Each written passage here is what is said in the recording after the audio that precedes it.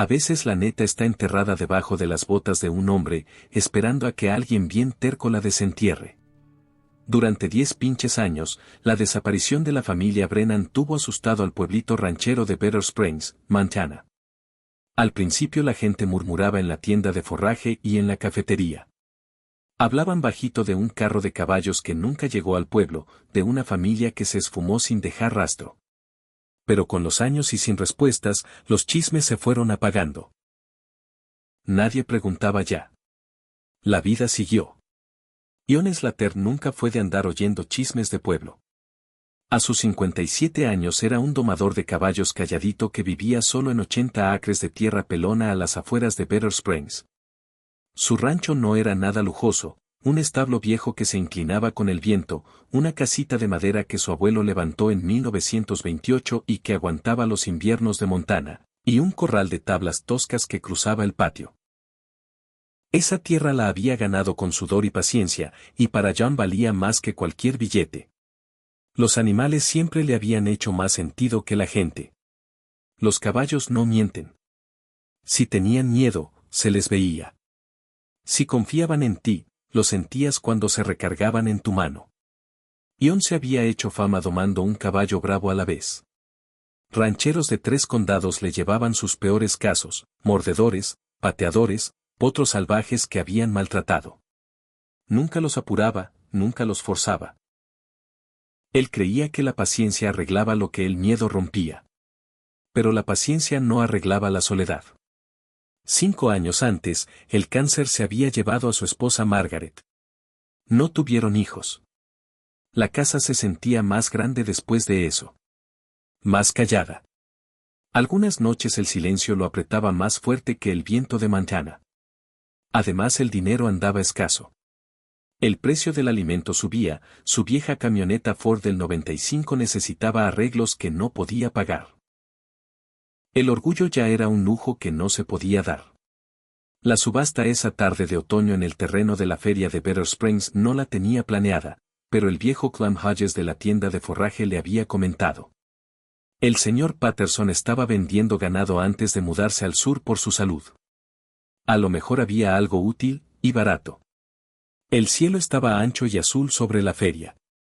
Los rancheros estaban en grupitos, botas pateando polvo, manos metidas en chaquetas de mezclilla gastadas. El subastador iba rápido con caballos, monturas y equipo. Ion nomás miraba. No traía lana para pujar mucho. Entonces metieron 3 burros al ruedo. Se veían maltratados. El pelo largo y opaco, las pezuñas curvadas de tanto descuido. 2 burras estaban pegaditas, una gris y una café, y atrás un burro negro macho, orejas paradas, ojos vivos y atentos. Paquete completo, gritó el subastador. Los 3 por $50.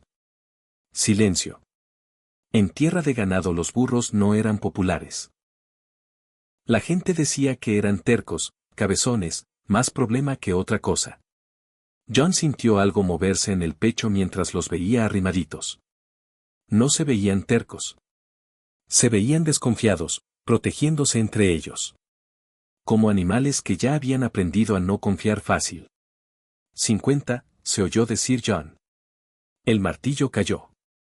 Una risita corrió entre la gente, buena onda pero dudosa. John pagó y arregló llevarlos al día siguiente. Cargarlos fue una guerra. Se plantaron con las patas y no querían subir la rampa del remolque.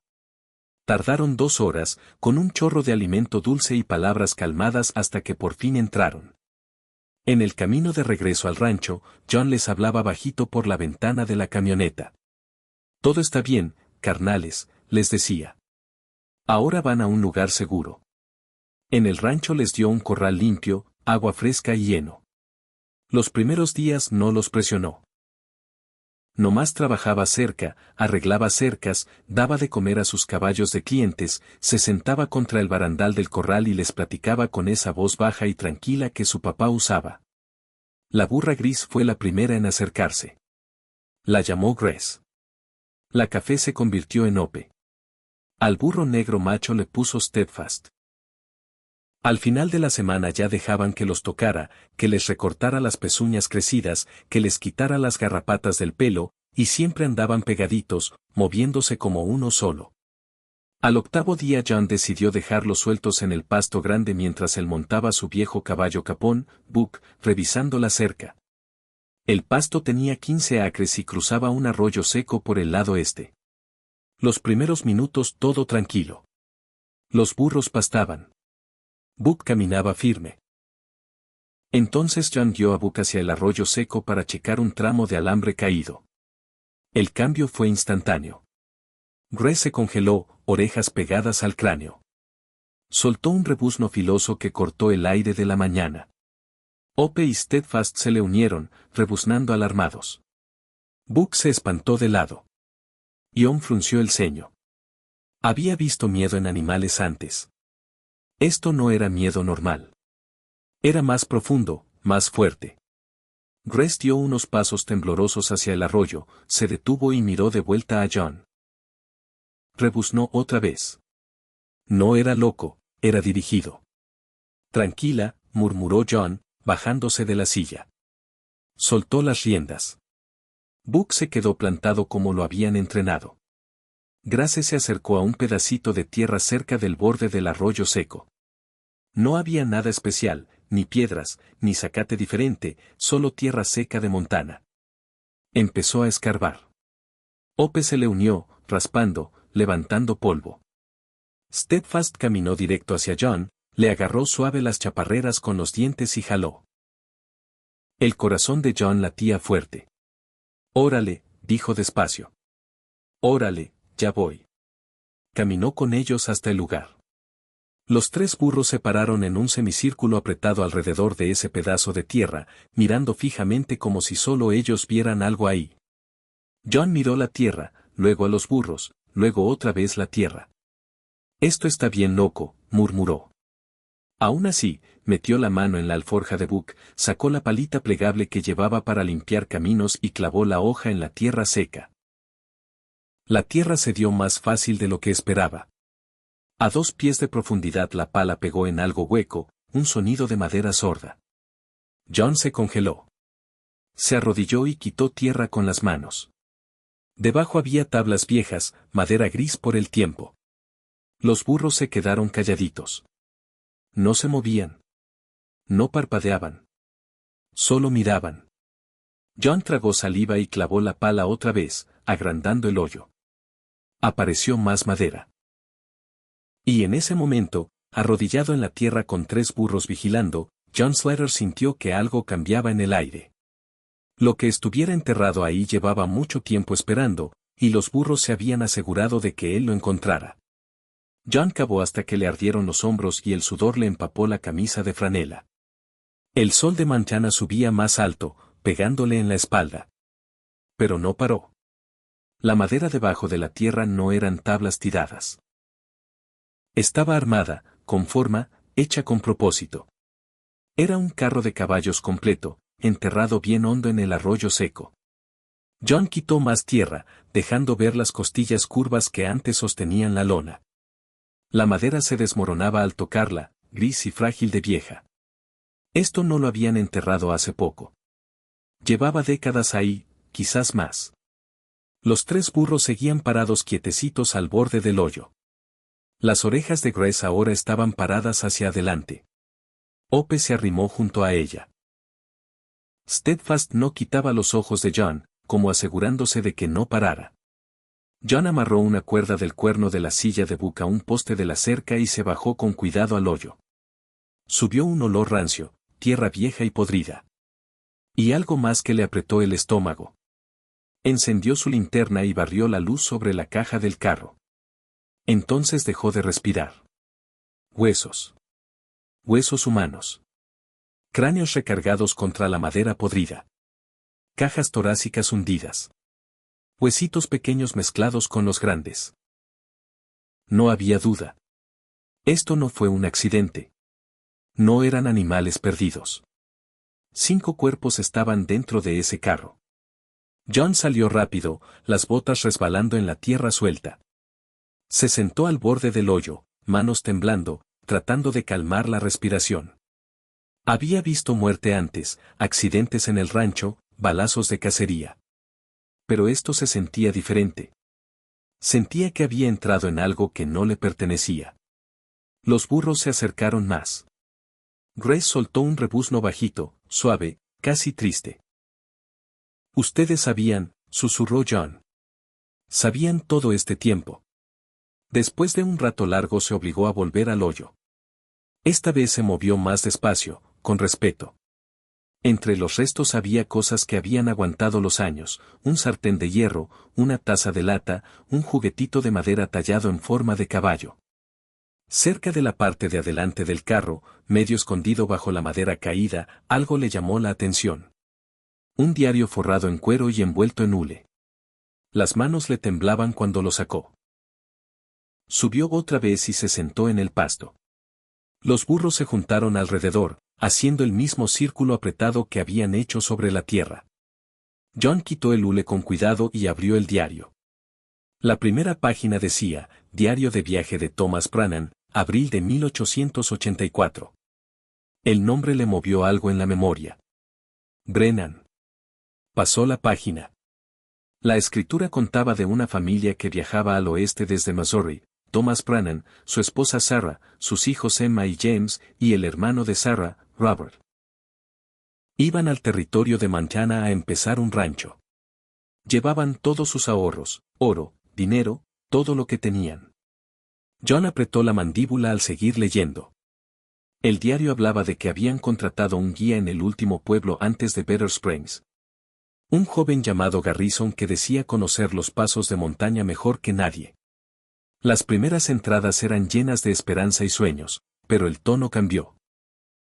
Thomas escribió que el guía hacía muchas preguntas sobre el dinero, sobre cuánto oro llevaban, sobre si alguien sabía su ruta. La última entrada era del 15 de junio de 1884. Garrison nos metió en un cañón estrecho. No hay salida adelante y él nos cierra el camino atrás. Sarah está asustada. Los niños lloran. Temo que cometimos un error terrible confiando en este hombre. Si alguien encuentra este diario, sepan que no hicimos daño a nadie. Solo queríamos una vida nueva. La frase terminaba ahí. John cerró el diario despacio. Su cabeza daba vueltas. El alcalde actual de Better Springs se llamaba Garrison Webb. Webb había nacido en 1963. No era el mismo hombre de 1884, pero los nombres se heredan en las familias. John se paró y miró otra vez el carro.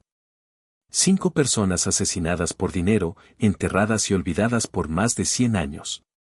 Y de alguna forma estos 3 burros sabían exactamente dónde estaban. Volvió a bajar al hoyo. Esta vez estudió los restos más de cerca. Cerca de un esqueleto encontró pedazos de cuero que parecían una alforja. Debajo, protegidos de la humedad, había papeles viejos. Aunque frágiles, se alcanzaba a leer, pagarés, una carta de crédito de un banco en St. Louis. Valor total, $10,000. Una fortuna en 1884. John salió otra vez y se limpió el sudor de la cara. Necesitaba ayuda. Necesitaba al sheriff. Pero primero necesitaba entender algo. Solo quedaba un Brennan vivo en Better Springs. El Doc Brannan, el veterinario del pueblo. Envolvió el diario con cuidado y manejó directo al pueblo. Doc estaba cerrando su clínica cuando John llegó. Te ves como si hubieras visto un fantasma, dijo Doc cuando John bajó de la camioneta. Tal vez lo vi, contestó John. Adentro de la oficina pequeña, John puso el diario en el escritorio. Doc leyó la primera página. Se le fue el color de la cara. Mi bisabuelo, susurró Doc. Robert Brennan. Siempre decía que su hermana y su familia habían sido matados por bandidos en el camino. Dijo que estaba cazando cuando pasó. Los buscó semanas pero nunca los encontró. Ion tragó saliva. Los encontré yo. En un carro enterrado en mi tierra. 5 cuerpos y esto. Tocó el diario. Doc leyó la última entrada en silencio. Cuando terminó, se recargó en la silla, con los ojos mojados. Entonces no fueron bandidos, dijo bajito. Fue un guía, un hombre llamado Garrison. Los dos sabían lo que eso significaba. El bisabuelo del alcalde Webb, dijo John. Doc asintió despacio. La familia Webb lleva generaciones aquí. Hicieron su fortuna temprano. Compraron tierra en los 1880s. El cuarto se sintió más chico. Tiene que responder por esto, dijo Doc. John miró por la ventana hacia la calle principal. Sí, pero vamos a necesitar más que un diario viejo y un carro enterrado. Como si lo hubieran llamado con ese pensamiento, un sedán Lincoln negro pasó despacio frente a la ventana de la clínica. El alcalde Garrison Webb iba al volante. No miró adentro, pero redujo la velocidad un segundo. Luego siguió. Ion sintió un escalofrío subirle por la espalda. Los burros habían cargado ese secreto por más de un siglo. Ahora que estaba al descubierto, tenía la sensación de que alguien más había estado esperando también. Y ese alguien no iba a dejar que el pasado saliera en silencio. Al día siguiente por la mañana, el rancho calladito a las afueras de Better Springs ya no estaba callado. El sheriff Tom Morrison estaba parado al borde del arroyo seco, mirando el hoyo excavado. Los diputados habían acordonado la zona. Doug Brannan estaba junto a John, sosteniendo el diario como si fuera algo sagrado. Los 5 cuerpos ya estaban documentados. Tomaron fotos. Recolectaron muestras de tierra. Midieron y mapearon el carro. La doctora Sarah Chan, especialista forense de la Universidad Estatal, llegó antes del mediodía. Trabajó despacio y con respeto, confirmando lo que John ya sabía. Estos restos son de finales de 1800, dijo. Hay trauma en los cráneos. Esto fue violento. Doc cerró los ojos al oírlo. Ya no había duda. La familia Brennan había sido asesinada y enterrada. Mientras empezaba la investigación, la noticia corrió por Better Springs como reguero de pólvora. Llegaron reporteros. Cámaras apuntando al rancho de John. Gente que nunca había hecho caso a los rumores viejos ahora quería respuestas. Por la tarde el alcalde Garrison Webb dio una conferencia en las escaleras del ayuntamiento. Si esta trágica descoberta resulta cierta, dijo con voz firme, entonces mi bisabuelo cometió un crimen imperdonable. Yo lo condeno completamente. Pero yo no tuve nada que ver con cosas que pasaron hace más de 100 años. Se veía sincero. Pero John, parado al borde de la multitud, vio otra cosa, miedo. Esa noche el sheriff Morrison recibió una llamada de una señora mayor en Helena. Se llamaba Margaret Holstein. Había trabajado de sirvienta para el papá de Garrison Webb por décadas. Vi la confesión, les dijo. Un diario que escribió Garrison Webb padre antes de morir. Admitió que mató a la familia Brennan por su oro. El cuarto se quedó en silencio. ¿El alcalde actual sabe? Preguntó Morrison. Lo sabe, dijo ella. Su papá lo obligó a leerlo cuando cumplió 21. Todos los hombres Webb lo saben. Eso lo cambió todo. A la mañana siguiente, con órdenes de cateo, los investigadores revisaron la casa del alcalde. En un cajón cerrado con llave dentro de su estudio privado, lo encontraron. Un segundo diario. La confesión escrita con letra temblorosa, fechada en 1920. Llevé a la familia Brennan a un cañón estrecho. Le disparé a Thomas y a Robert cuando se resistieron. Le disparé a Sarah cuando me rogó. Les disparé a los niños porque no podía dejar testigos. Enterré el carro y me llevé su oro. Construí mi vida sobre su sangre. La evidencia era clarísima. El oro robado a los Brennan coincidía con los registros de propiedad que mostraban que Garrison Webb padre compró tierra en 1885 con $8,000 en monedas de oro. Los tiempos encajaban perfecto. Alcalde Webb fue arrestado esa misma semana, no por asesinato, ese hombre ya llevaba muerto mucho. Sino por delitos financieros, fraude, ocultamiento de ganancias criminales y mal uso de cargo público ligado a bienes familiares escondidos. Durante el interrogatorio, Webb no peleó. Mi familia construyó este pueblo sobre una mentira, admitió bajito. Pensé que proteger el apellido era mi deber. Estaba equivocado. El juicio fue rápido. Autenticaron el diario de la confesión. Siguieron el rastro financiero por generaciones. Webb renunció públicamente antes de la sentencia. Le dieron cárcel por los delitos financieros y orden de pagar restitución a los descendientes Brennan. Pero el momento más importante no fue en la corte. Fue 6 meses después en el cementerio de Better Springs. Una multitud grande se reunió bajo el cielo ancho de Montana. Rancheros, maestros, niños, reporteros, gente que antes murmuraba sobre la familia desaparecida ahora estaba en silencio frente a un monumento nuevo. Thomas Brennan. Sarah Brennan. Robert Brennan. Emma Brennan. James Brennan. Viajeros que buscaban una vida nueva en 1884. Asesinados y enterrados en silencio. Finalmente encontrados. Finalmente recordados. Doc Brennan estaba al frente, sombrero en las manos. Mi bisabuelo vivió toda su vida sin saber qué pasó con su hermana, dijo. Hoy lo sabemos. Hoy ya no están olvidados. John estaba un poco apartado de la gente. A su lado, 3 burros esperaban tranquilos. El pelo de Grace brillaba con el sol. Ope se recargaba suave contra Steadfast. Estaban calmados, en paz, como si algo muy pesado por fin se hubiera levantado. Después de la ceremonia, los niños se acercaron a acariciarlos. Nadie los llamó tercos nunca más. Nadie se rió. La gente los llamaba héroes. El establo que antes se había quemado de coraje lo reconstruyeron más fuerte. La comunidad ayudó. Tablas levantadas juntos, clavos martillados lado a lado. Bitter Springs se vio obligado a mirar un capítulo oscuro de su pasado, pero eligió no voltear la cara. Esa tarde John se sentó en el porche mientras el sol se metía detrás de las montañas. El cielo se puso dorado, luego naranja fuerte. Grace se acercó y recargó la cabeza en su pecho. Tú lo lograste, susurró John, acariciándole las orejas.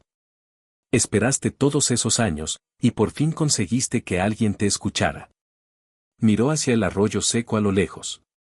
La tierra ya estaba aplanada otra vez. El zacate empezaba a crecer.